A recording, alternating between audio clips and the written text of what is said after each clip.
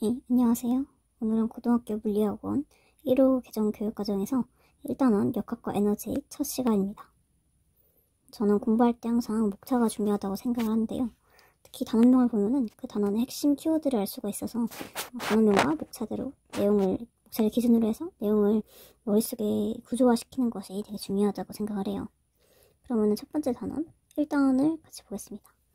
1단원은 역학과 에너지인데요.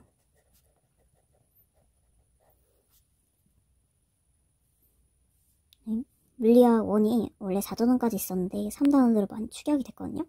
특히 그 중에서 역학과 에너지 단원 1단원의 비중이 상당히 커져서 이 단원이 굉장히 중요한 단원인데 동시에 약간 정량적인 계산이 들어가서 많이 어려워들 하시고 흔히 말하는 물포자가 여기서 많이 나오는 단원이기도 한데요.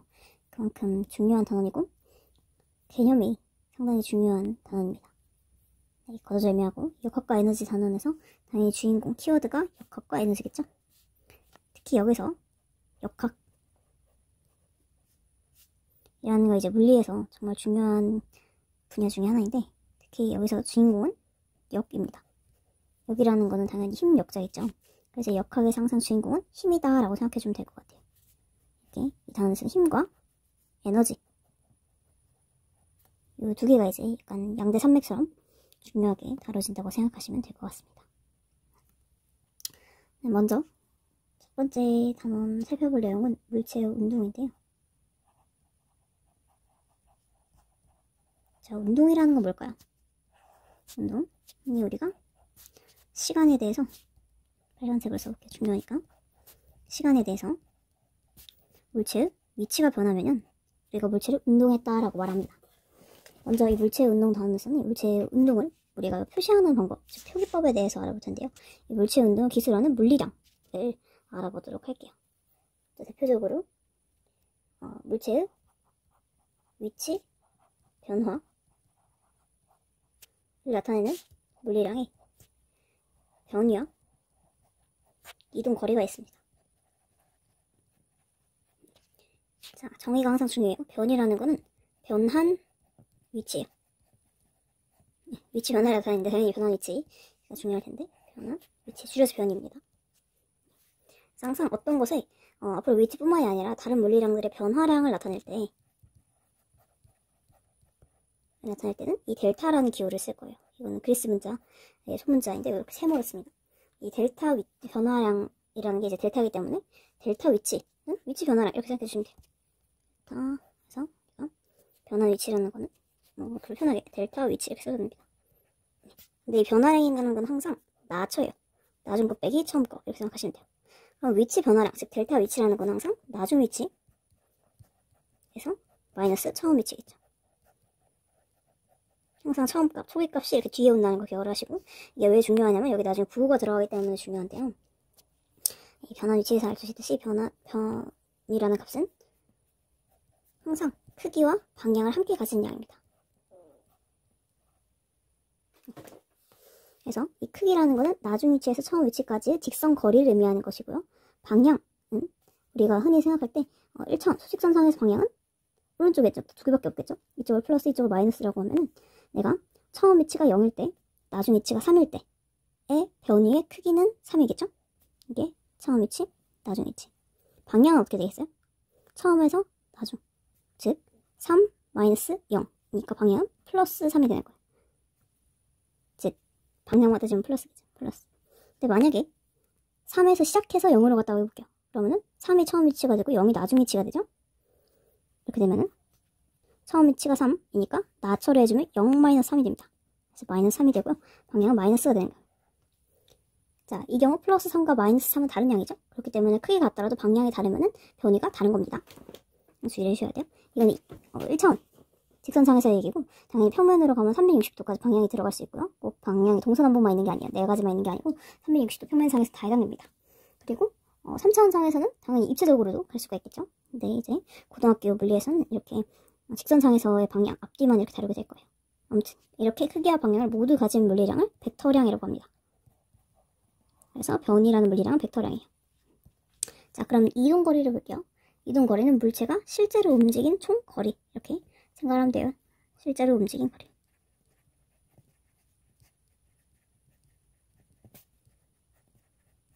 식으로 생각을 하시면 되는데요. 자, 예를 들어서 내가 0을 시작해서 얘가 처음 위치죠? 1을 찍고요. 그리고 마이너스 1까지 왔어요. 그러니까 이동 경로가 이렇게 되죠? 그러면은 이게 나중 위치가 되는 거예요. 일단 변이 관점에서는 변이는 얼마냐? 나중 위치 마이너스 처음 위치로 하면 된다 그랬죠? 이렇게 되면은 마이너스 0이니까 마이너스 1이요. 근데 이제 이동 거리 같은 경우는 어떻게 되겠어요? 이 경로를 다 이렇게 되짚어서 가는 거예요. 그래서 이동 거리는 0에서 1까지 갈 때 1만큼 이동하고 1에서 마이너스 1까지 갈 때 2만큼 이동하니까 이동 거리는 3이 되겠죠. 어떤 개념인지 아시겠죠? 그리고 이 거리라는 개념은요, 크기만 가지고 있기 때문에 얘 같은 경우에는 플러스 마이너스 이런 방향 개념이 없어요. 이렇게 크기만 가지고 있는 양을 스칼라라고 합니다. 벡터와 스칼라가 앞으로도 종종 나올 텐데, 벡터랑 같이 크기와 방향을 가지고 있는 다른 물리량은 뭐 힘이라든가 뒤에 나오겠지만 속도 이런 것들이 있고요. 스칼라 같은 경우에는 크기만 가지고 있는 물리량, 예를 들면 질량, 그렇죠?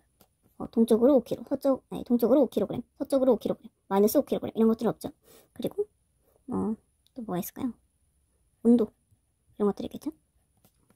온도 영상 영하 있잖아요. 이러시면 안 돼요. 영상 영하는 우리가 물이 어느 온도를 0도로 정했기 때문에 그게 생긴 거고요. 이게 와닿지 않으시면 동서남북을 붙여오면 이해가 오실 거예요. 동쪽으로 5도, 서쪽으로 5도 이런 건 없죠.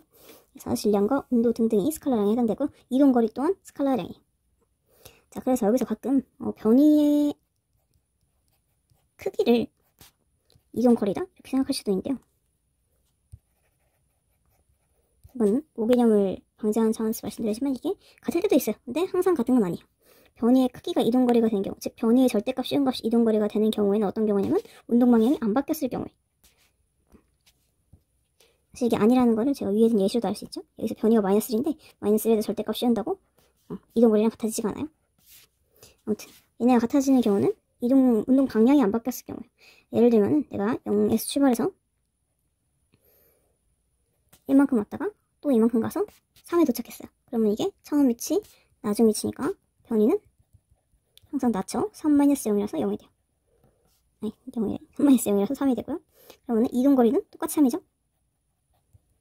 이렇게 계속 플러스 방향으로 가거나 혹은 계속 마이너스로만 갔어도 0에서 출발해서 마이너스 3까지 하고 해볼게요.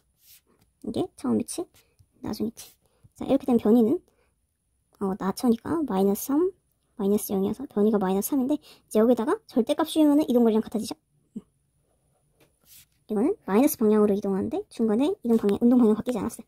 이런 경우에는 변이의 절대값 씌우면 변이의 크기가 이동거리가 일치하게 되는데요. 이렇게 위의 예시처럼 중간에 운동 방향이 바뀌게 되는 경우에는 변이와 이동거리가 일치하지 않을 수 있습니다.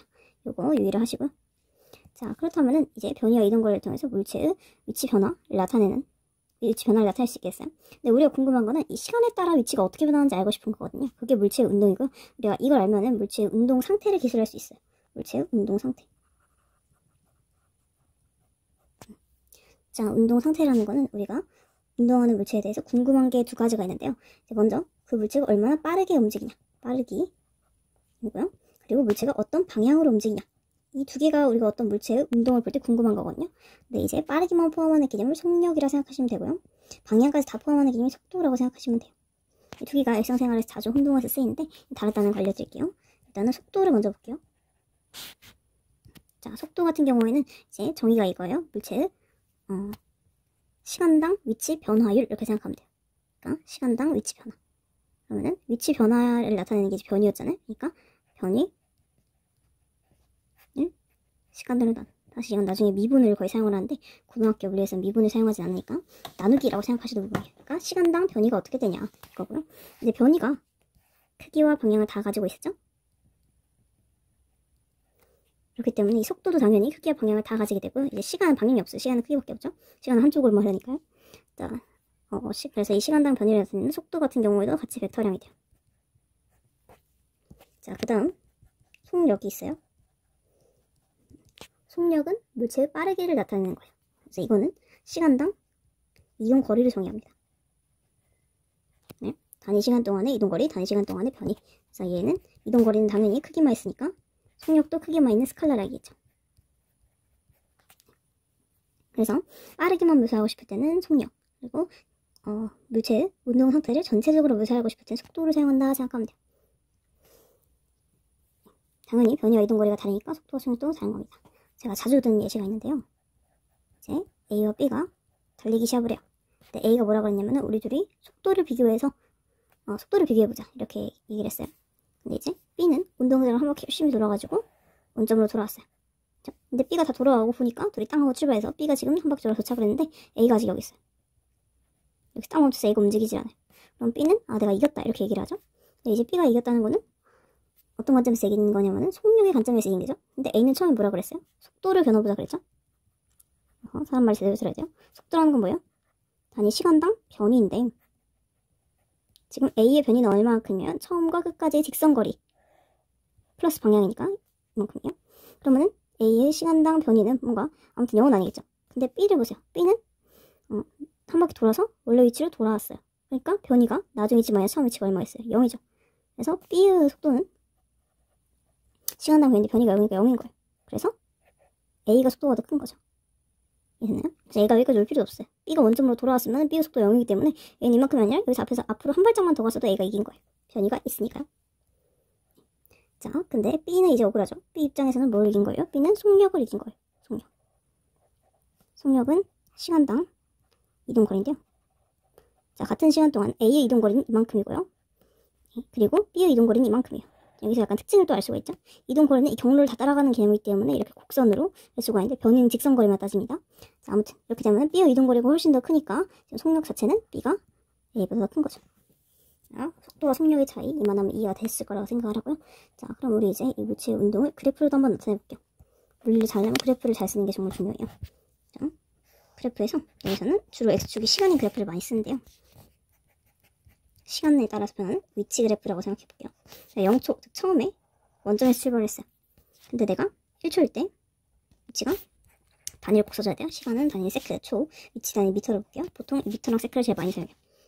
그리고 얘는 1미터. 그리고 시간이 2초일 때 이게 2미터.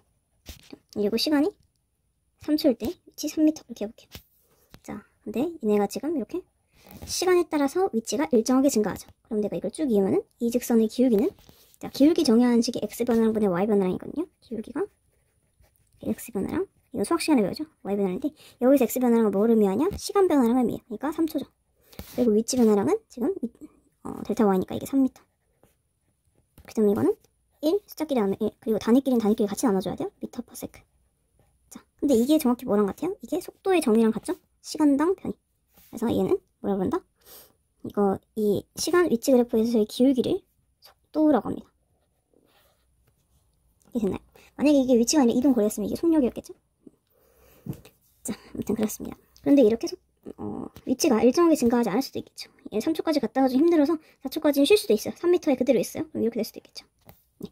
이렇게 속도가 일정하지 않은 경우에 이제 기울기가 일정한 이런 직선이 아니고 이렇게 꺾어지거나 아니면은 가다가 갑자기 내가 1m씩만 가는 게 아니라 좀 가다가 X를 밟았어요. 그러면은 가다가 속도가 이렇게 갑자기 급격하게 위치가 이렇게 갑자기 증가할 수도 있겠죠. 자, 이렇게 되는 경우를 볼게요. 자, 이 경우에서 나는 중간에 어떻게 되는 간에 상관없이 처음과 끝점만 보겠다 라고 하는 거. 자, 이거를 평균 속도라고 그래요. 평균 속도.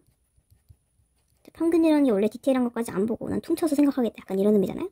평균 속도는 어떤 시간, 여기서는 4초 동안이죠. 4초 동안에 평균적인 속도를 보겠다라고 하는 건데요. 이거는 중간에 속도가 변하는 건 고려하지 않고요. 오로지 나중 위치, 처음 위치만 보는 거예요. 그래서 이거는 지금 이 검은색 선이든 검은색이든 빨간색이든 둘 다 나중 위치, 처음 위치 이 위치 변화량은 3-0이죠. 이렇게 되면 평균 속도는 4분의 3m per sec가 되겠죠. 자, 그리고 이거랑 대비되는 개념이 순간 속도는요. 저는 중간에 무시하지 않고 여기서는 순간이라는 게 아주 짧은 시간 간격이거든요. 짧은 시간 간격이기 때문에 이 간격을 점점 이렇게 줄이는 거예요. 이렇게 줄이고 더 짧게 줄이고 더 작게 줄이고 그래서 이 아주 작은 간격 동안에 이 기울기가 순간 속도예요. 그래서 평균 속도 같은 경우에는 처음이랑 끝에 이어서 이 직선의 기울기, 평균 변화량이 평균 속도고 순간 속도는 이 시간각을 아주 짧게 줄여서 그렇기 때문에 점점 한 점에서의 접선에 가까워지겠죠. 그래서 얘는 접선의 기울기다라고 생각하시면 돼요.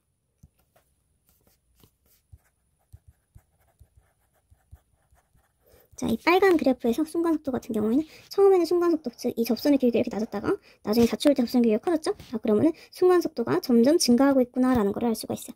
이 그래프의 길이가 얼마인지는 미분을 해야 돼요. 이런 건 수학 시간에 하는 거고, 우리 물리에서는, 고등학교 물리에서는 여기 미분까지는 다루지 않습니다. 그래서 아마 여러분한테 구하라 그러는 거는 평균 속도일 거예요.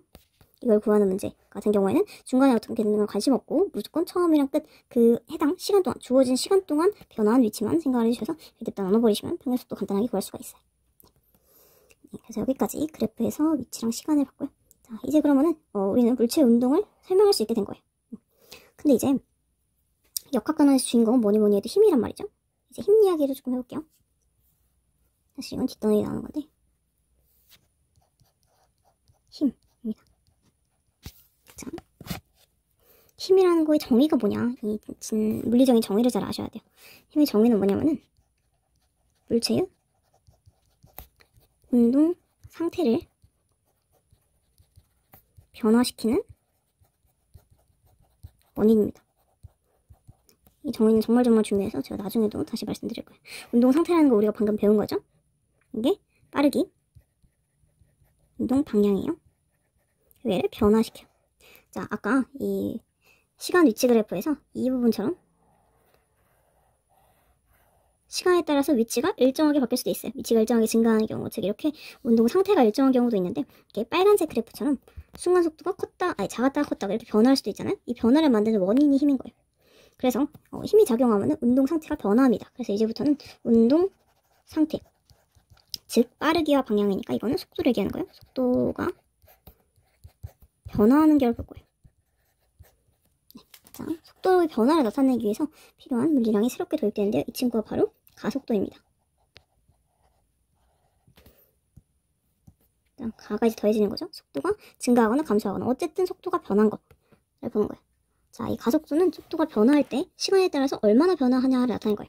우리 위치가 변할 때도 위치가 시간에 따라 얼마나 변화하는지 나타내기 위해서 시간분의 변이, 그래서 이제 속도를 정했는데, 이 가속도는 그거를 속도에 대해서 해주면 되는 거예요. 속도가 변하긴 한데 시간에서 얼마나 변화하는지 궁금한 거예요. 그래서 시간당 속도 변화, 속도 변화랑 델타 속도 해주면 돼요. 그렇죠? 자, 이게 그냥 속도가 아니라 속도 변화량인 거에 좀 주의를 해주세요. 시간당 속도가 아니라 시간당 속도 변화량이에요. 그래서 해당 시간에 대해서 이 델타는 항상 나처라고 그랬어요. 나중 속도 마이너스 처음 속도 해주시면 돼요. 이해가 됐나요? 자, 그럼 뭐 단위도 정리를 해볼게요. 단위는 속도의 단위가 얼마예요? 미터 퍼 세컨인데 그거를 시간 세크로 한 번 더 나눴어요. 그러면은 분모에 세크가 2번 들어가니까 단위가 미터 퍼 세크 제곱이 되죠. 이렇게 처리를 해주시면 됩니다. 자, 그러면은 우리 속도가 변하는 걸 보니까 이번에는 그래프를 시간당 속도 그래프를 봐볼게요. 앞에 그래프랑 바뀐 거 아시겠죠? Y축 값이 달라졌어요. 우리 그래프를 여러 가지 볼 거라서 앞으로는 그래프를 볼 때 항상 X축과 Y축을 확인하는 습관 꼭 길러주세요. 나중에 혼동하시면 안 돼요. 속도 단위는 미터 퍼 세크, 시간 단위는 세크 그대로 써줄게요.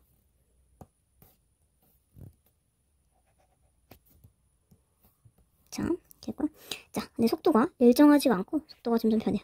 1초일 때 1m/s로 달리다가 2초일 때 2m/s, 3초일 때 3m/s 이렇게 증가한다고 해볼게요. 그러면은 시간당 속도 그래프가 이렇게 나겠죠? 자, 그럼 가속도는 아까 위치 시간 그래프에 했었던 것처럼 가속도는 델타 x분의 델타 y, 이게 기울기의 정의인데 이 그래프에서 델타 x는 시간 변화량이고요.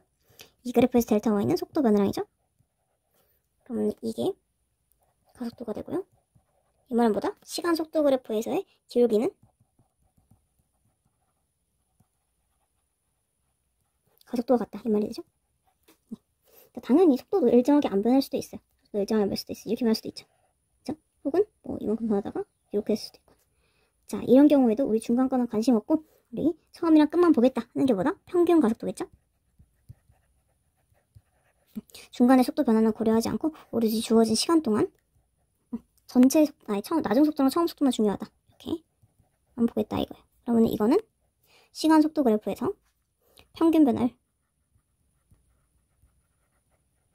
지금 뭐다? 처음이랑 끝점이랑 이 2선분의 기울기가 되겠죠? 이게 평균 가속도입니다. 자, 잘 아시겠죠? 이렇게 되면은 순간 가속도는 당연히 이 점에서의 접선의 기울기겠죠. 이게 순간 가속도. 여기서 순간 가속도 0이겠죠? 네, 이런 식으로 확인할 수가 있습니다. 네. 자, 여기서 중요한 게 이 속도도 부호가 있고요. 가속도도 부호가 있어요. 이 가속도는 이 델타 속도인데 얘는 크기와 방향을 모두 가집니다. 그래서 이 가속도 당연히 벡터량이거든요. 그죠? 자, 근데 속도의 부호와 가속도의 부호를 혼동하시면 안 돼요. 여기서 한 번 더 짚고 넘어갈게요. 예를 들면 이렇게 직선 도로를 진행하는 자동차가 있는데요. 보세요. 원점에서 0초일 때 출발했어요. 0초일 때 속도가 0 m/s. 정지에 있던 자동차가 출발을 한 거예요. 근데 내가 1초일 때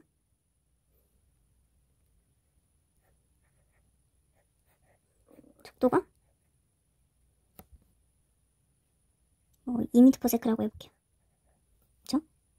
자, 그러면은 얘의 속도 변화량은 어떻게 돼요? 얘의 속도 변화량은 델타 속도는 이게 처음이고 이게 나중이에요. 델타 속도는 낮은 속도 마이너스 처음 속도예요. 그래서 이거는 2 m/s 마이너스 0 m/s라서 속도는 2 m/s의 속도 변화량. 근데 그러면은 가속도가 어떻게 있어요? 가속도는 이거를 걸린 시간으로 나누면 되는 거예요. 걸린 시간은 1초죠? 그럼 2 m/s를 1세크로 나눴으니까 가속도는 2 m/s가 되겠네요? 2 m/s 제곱이 되겠죠? 가속도의 부호는 어떻게 돼요? 델타 속도 부호가 플러스였으니까 이 부호도 플러스예요. 즉 이 말은 속도가 증가했다 이 말이죠. 플러스니까요. 자, 그런데 만약에 얘가 앞으로 가는데 그러면은 지금 이거 같은 경우에 속도 부호도 플러스, 가속도 부호도 플러스가 되죠? 자, 이 경우는 아주 평화로워요. 자, 근데 문제가 뭐냐? 2 m/s예요. 그러니까 내가 여기를 통과하는 중이었던 거예요. 여기서 출발한 게 아니고. 자, 근데 이제 나중 속도는 1 m/s예요. 이거는 속도가 감소했죠? 근데 속도의 부호는 플러스. 여기도 플러스 플러스예요. 자, 그러면은 델타 속도는 나초기 때문에 1 m/s 마이너스 2 m/s. 즉 마이너스 1 m/s가 돼요. 자, 그러면 가속도는 그거를 그냥 걸린 시간으로 나눈 거니까 마이너스 1 m/s를 1세크로 나눴으니까 마이너스 1 m/s 제곱 이렇게 됩니다. 이거 됐나요? 자, 그럼 이 경우는 둘 다 속도의 부호는 전부 플러스예요. 왜냐? 앞으로 가고 있거든요. 원점에서 이 방향가 플러스라고 하면은 나의 변한 위치가 지금 원점에서 플러스 방향으로 가고 있기 때문에 속도의 부호는 전부 플러스예요. 근데 뭐다? 가속도는 이 친구는 플러스, 이 친구는 마이너스가 될 수 있는 거예요. 그래서 속도와 속도의 방향과 가속도의 방향을 혼동하시면 안 돼요. 자, 하나 더. 여기서는 속도의 부호랑 가속도의 부호가 지금 반대죠. 속도 부호와 가속도 부호가 반대예요. 베스트 음수예요. 자, 이 경우 같은 경우에는 속도의 크기가 점점 감소하죠. 2 m/s에서 1 m/s로 속도의 크기, 즉 속력이 감소합니다. 속도의 크기 감소. 속도의 크기랑 속력이 같은 말은 아니지만 여기서는 이제 운동방향이 아직 바뀌지 않았으니까 속력이라 할게요. 자, 속도의 부호와 가속도의 부호가 같은 경우에는 이거는 속력, 즉 속도의 크기가 증가합니다. 이해되시나요? 이렇게 되는 이유에 대해서는 뒤에 힘을 배우면 조금 더 확실하게 알 수가 있어요. 그래서 이거를 체크를 해주시고, 둘 부호가 같으면 크기가 증가하고, 둘의 부호가 반대면 이렇게 크기가 감소한다. 0에서 1로 증가했고, 0에서 2에서 1로 감소했죠. 자, 이렇게 되는 이유에 대해서는 우리가 힘을 통해서 배워보도록 할게요. 자, 아직 힘 단어는 좀 남았는데, 자, 그 전에 여러 가지 운동에 대해서 마지막으로 분석을 하고 끝내도록 할게요.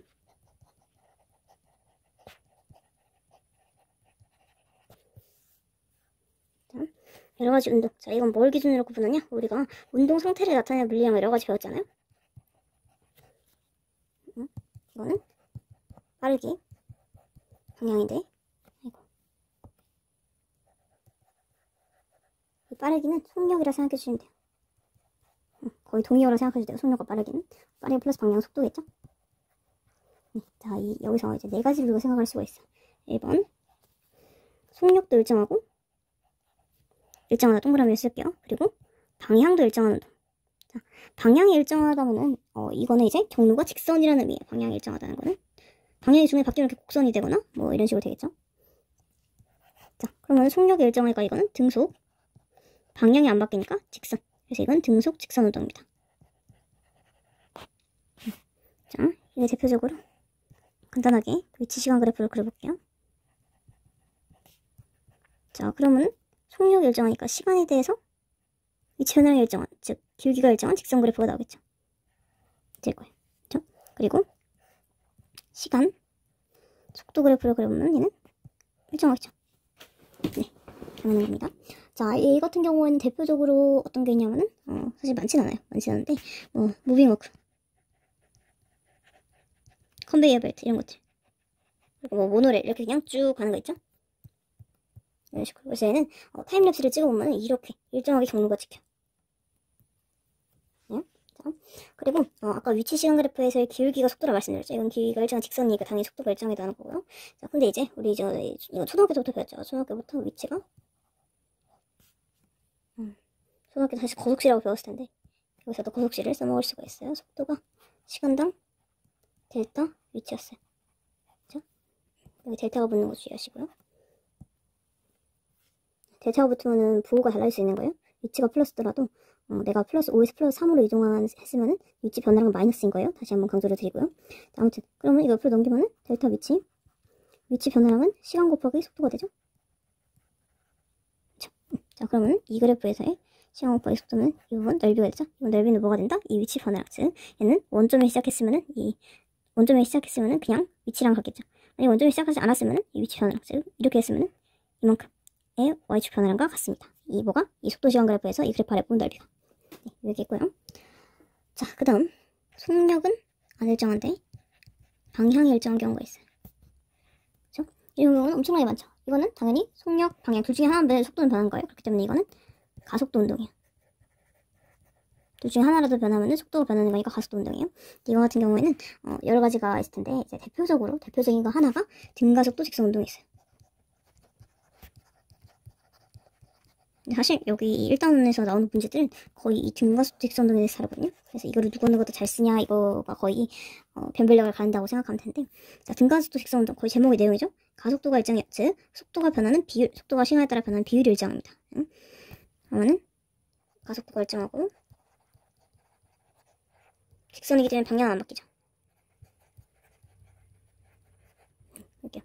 그러면은 자, 속도 방향이 가속도 방향이 같아서 지금 속도의 크기가 점점 증가하는 그걸 본다. 이렇게 그러면은 처음에 이만큼 하고 그다음에 이만큼 하고 나중에 이만큼 하고 이렇게 들어가요. 네, 자, 이 경우 같은 경우에는 여기에서 만약에 1초고 이게 0초고 1초고 2초고 3초예요.